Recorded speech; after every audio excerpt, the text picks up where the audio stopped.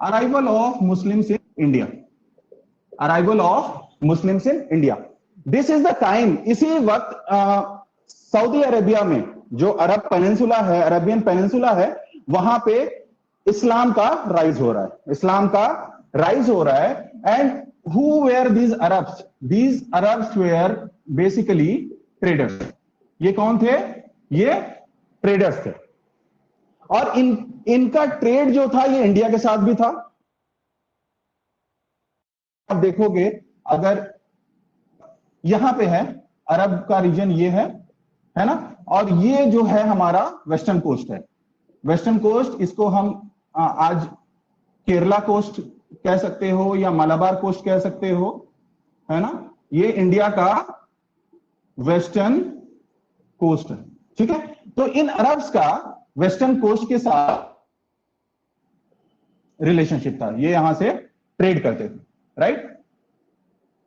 तो इंडिया में जो इस्लाम इंट्रोड्यूस हो रहा है, या इंडिया के जो पहले मुस्लिम्स हुए हैं, दे वेयर अरब ट्रेडर्स। ये जो ट्रेडर्स थे, इसके थ्रू ही इंडिया में इस्लाम इंट्रोड्यूस हो रहा है। फर्स्ट पॉइंट ये आप अपने जहन में रखिएगा, Islam was introduced through traders and merchants. In the year 712 India पे फर्स्ट मुस्लिम इन्वेजन, हमला हो रहा है। नाउ 712 सी में, 712 एडी में फर्स्ट मुस्लिम इन्वेजन हो रहा है इंडिया पे, और वो कहां पे हो रहा है? वो सिंध में हो रहा है। वो कहां हो रहा है? सिंध में हो रहा है, by Muhammad bin Qasim, Muhammad bin Qasim. And who is Muhammad bin Qasim? पहली चीज तो ये अरब है, मोहम्मद बिन Qasim was an Arab and he was the commander of Al-Hajjaj ibn Yusuf. He was a governor, Islamic governor. He was the military commander of Al-Hajjaj, Al-Hajjaj ibn Yusuf. And who is Al-Hajjaj? He is a Islamic governor. Umayyad dynasty था उस वक्त, तो खिलाफत का एक governor था, Islamic खिलाफत का एक गवर्नर था अल-हज्जाज, उसका मिलिट्री कमांडर है मोहम्मद बिन कासिम। ही इन्वेड्स सिंध, सिंध के ऊपर हमला करके, सिंध का रूलर है Dahir, the ruler of Sindh was Dahir, and Mohammad bin Qasim will defeat Dahir and occupy Sindh. Background क्या था ये एग्जाम के लिए रेलिवेंट नहीं है, बस ये समझिए कि दाहिर के साथ कुछ कॉन्फ्लिक्ट हो गया था इस मिलिट्री कमांडर गवर्नर का, अल-हज्जाज का, जिसकी वजह से उसने सिंध के ऊपर हमला करवाया, right. And Sindh was occupied by Muhammad bin Qasim. So the arrival of Muslims first was by Arab, और इन्वेजन भी जो पहला है वो किसके थ्रू हो रहा है? अरब के थ्रू हो रहा है। और इन्वेजन कौन कर रहा है? मोहम्मद बिन कासिम कर रहा है, ठीक है। Now when this thing is clear, अब हम आते हैं, अब आप जहन में अपने बनाओ कि वो ट्रिपटाइट स्ट्रगल में नॉर्थ इंडिया की पोजीशन खराब है। ये एक बैकग्राउंड मैंने दिया था अरब्स के अराइवल ऑफ मुस्लिम्स के लिए। अब वापस चलते हैं वहीं पे ट्रिपटाइट स्ट्रगल में। अरब्स का एपिसोड हो गया है ना, अरब्स का एपिसोड हो गया। सेकंड जो अराइवल है वो है तुर्क्स का, तुर्क्स। और जो पहले तुर्क्स इंडिया पे इन्वेजन कर रहे हैं वो किस एम्पायर से हैं? गजनविड, गजनविड एम्पायर या गजनविड डायनेस्टी। गजनी जो है एक जगह है अफगानिस्तान में, अफगानिस्तान की एक जगह है गजनी, और वहां का रूलर है महमूद, वहां का रूलर है महमूद, और इसीलिए इसे महमूद ऑफ गजनी कहते हैं। इसका नाम महमूद ऑफ गजनी है। इसने इंडिया के ऊपर हमला किया। He attacked India and the first attack was in the year, first attack was in the year 1000 common era, ठीक है, 1000। और नॉर्थ इंडिया की सिचुएशन इतनी खराब थी, क्यों खराब थी मैंने अभी आपको बताया, ये आपस में लड़ रहे थे बेसिकली। जो दे वर ऑल राजपूत, जो डायनेस्टीज थी नॉर्थ इंडिया की वो राजपूत डायनेस्टीज थी, तो वो आपस में उनकी इतनी डिसयूनिटी थी कि वो कोई एक फॉर्मिडेबल पावर बना ही नहीं पाए इसको डिफेंड करने के लिए, Mahmud of Ghazni. And you can just imagine कि in a short period of 25 years, 25 सालों में इसने 17 अटैक्स किए इंडिया पे, 17 अटैक्स किए इंडिया पे। And he almost overrun the north India, पूरे नॉर्थ इंडिया को इन अटैक्स में उसने ओवररन कर दिया। ठीक है, अब महमूद ऑफ गजनी के अटैक के कुछ कंसिक्वेंसेस हुए इंडिया पे। जो पहला सबसे मेजर कंसिक्वेंस है वो ये था कि अपार्ट फ्रॉम अदर थिंग्स, दूसरी चीजों के अलावा, महमूद ऑफ गजनी ने इंडिया में जो पॉलिटिकल डिसयूनिटी थी, जो इंडियन पॉलिटिकल सिस्टम की वीकनेस थी, जो कमजोरी थी, उसको हाईलाइट कर दिया। पहला एस्पेक्ट, कल्चरल एक्सचेंज शुरू की है। कल्चरल एक्सचेंज से मेरा क्या मुराद है, जो सेंट्रल इंडिया या जो वेस्टर्न सेंट्रल इंडिया में कह रहा, सेंट्रल एशिया या वेस्टर्न एशिया के जो स्कॉलर्स हैं, जो ऑथर्स हैं, जो ट्रेवलर्स हैं, वो सारे इंडिया में आने लगे। लिटरेरी एक्सचेंज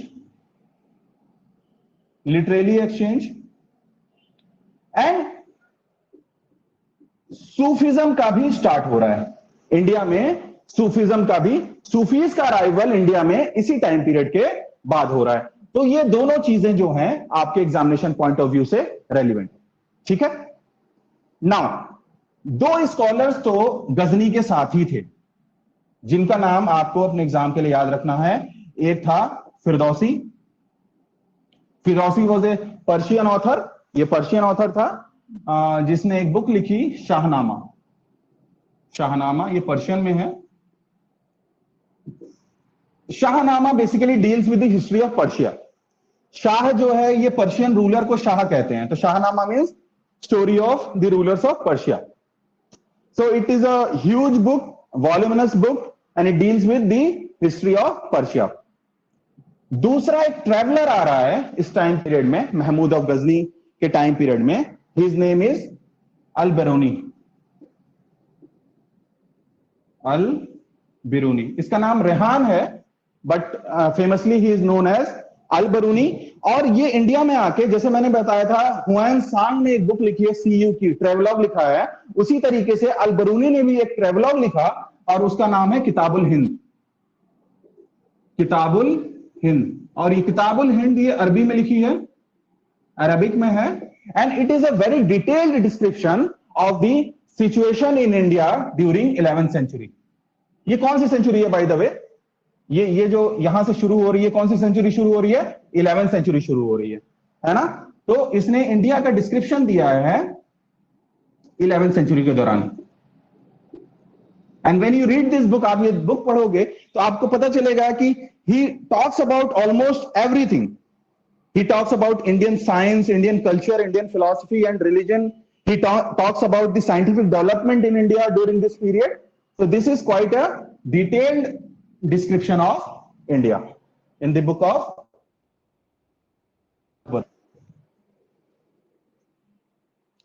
इन 17 अटैक्स में से, 25 सालों में जो 17 अटैक किया महमूद ऑफ गजनी ने, एक बड़ा इनफेमस अटैक है 1025 में। ही अटैक सोमनाथ टेम्पल। ये साइड में बस एक नोट डेवलप करना चाहता था, और इन अटैक्स के दौरान वो इंडिया से रिसोर्सेस कलेक्ट करता था to make Ghazni a formidable power. ठीक है, इसीलिए यहां पे इसने अपना कोई एम्पायर सेट नहीं किया, किसी तरीके का पॉलिटिकल सिस्टम सेट नहीं किया, बस रेड्स करता था और यहां से रिसोर्सेस कलेक्ट करके अफगानिस्तान ले जाता था। ठीक है, ये एस्पेक्ट आपको जहन में रखना है। As far as your examination is concern, ये याद रखिएगा, ये दो चीजें आपके एग्जाम के लिए रेलिवेंट है। Second Turk dynasty which came to India was the Ghurid dynasty. Ghurid dynasty, और it was a part of Ghurid empire, and Ghor और GHOR दोनों सेम है। It is a part of Afghanistan, ये भी अफगानिस्तान का ही पार्ट, ठीक है। And the ruler was, he is famously known as Muhammad Ghori. Muhammad Ghori, he is also known as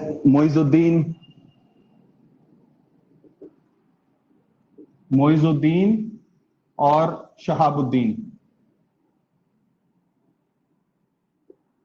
but most famously he is known as Muhammad Ghori.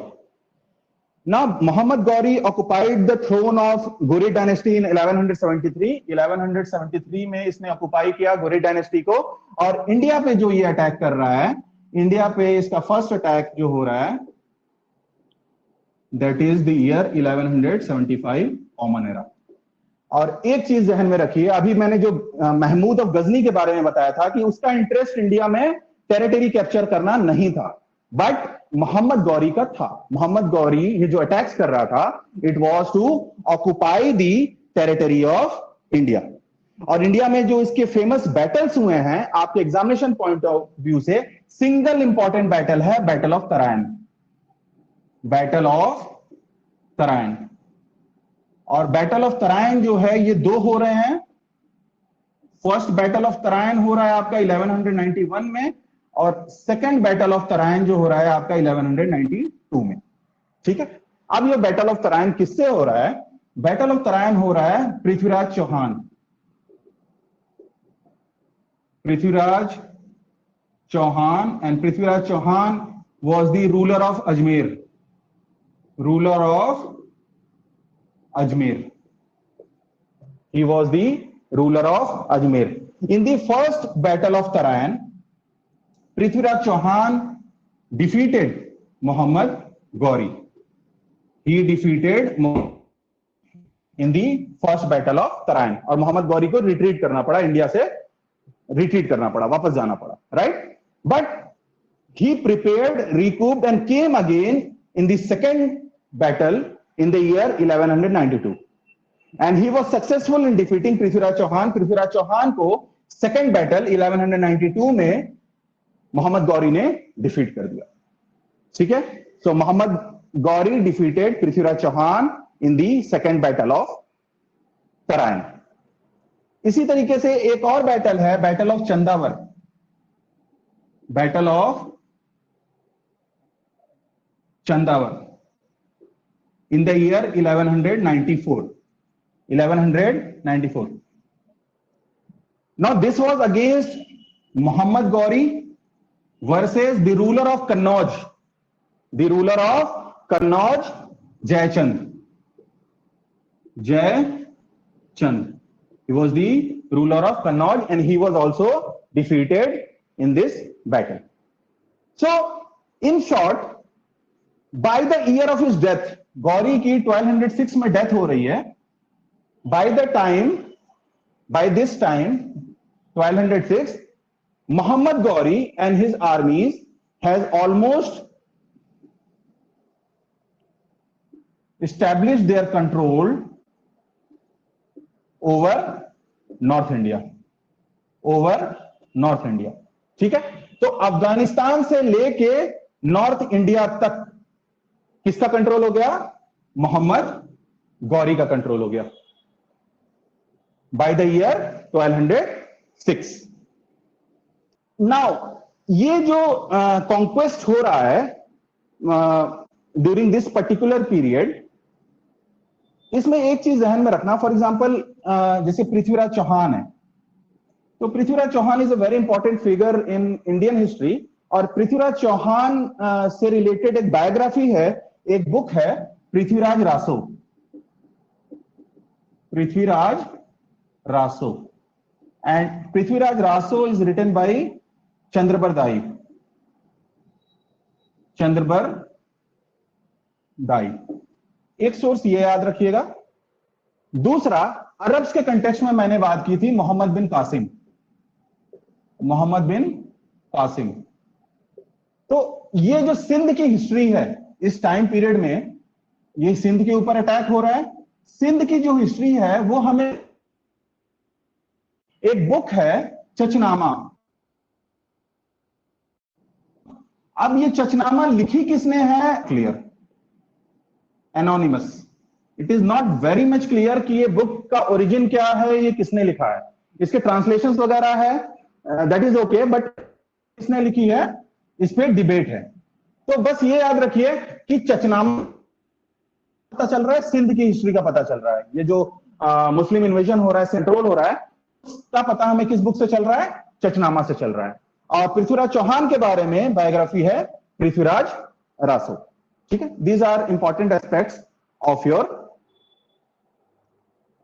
For your exam. 1206 तक अफगानिस्तान से लेके north India तक इंडिया पे कब्जा हो गया।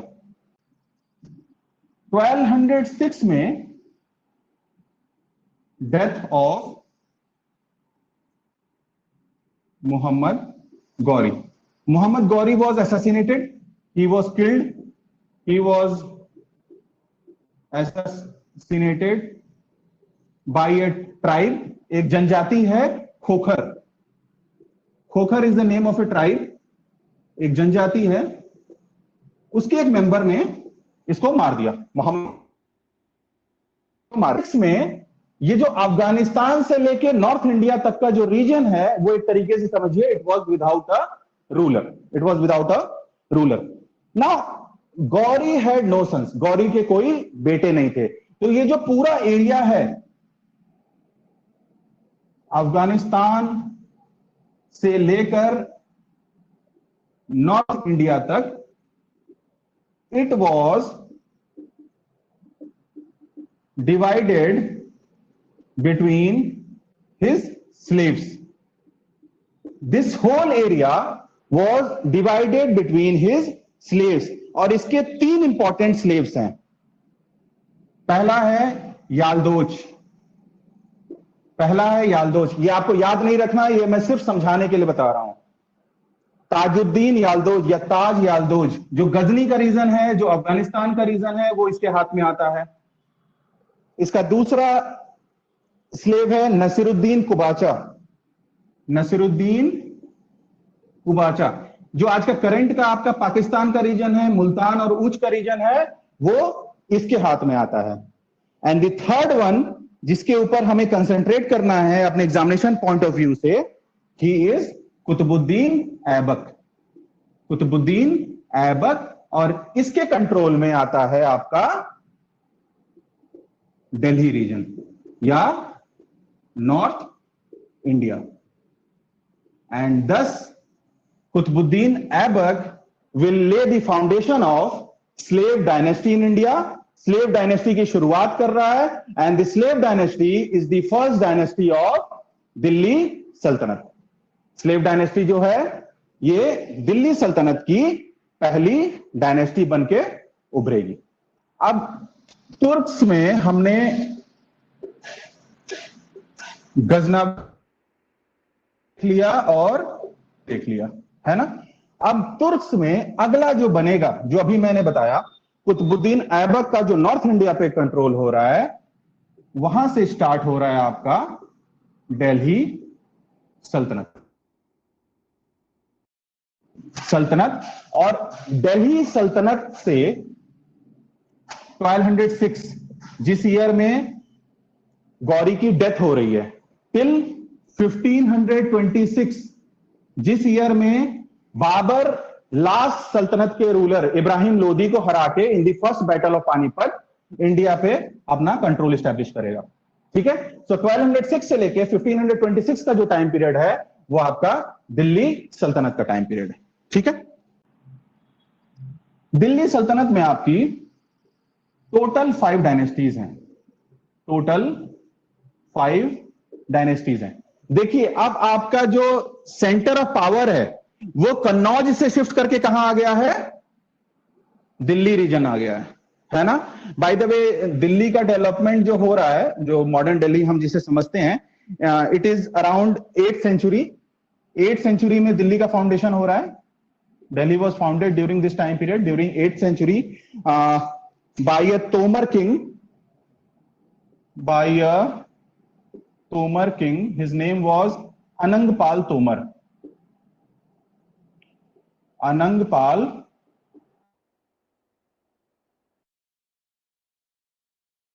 और में उनका एक किला भी था यहाँ पे दिल्ली के पास.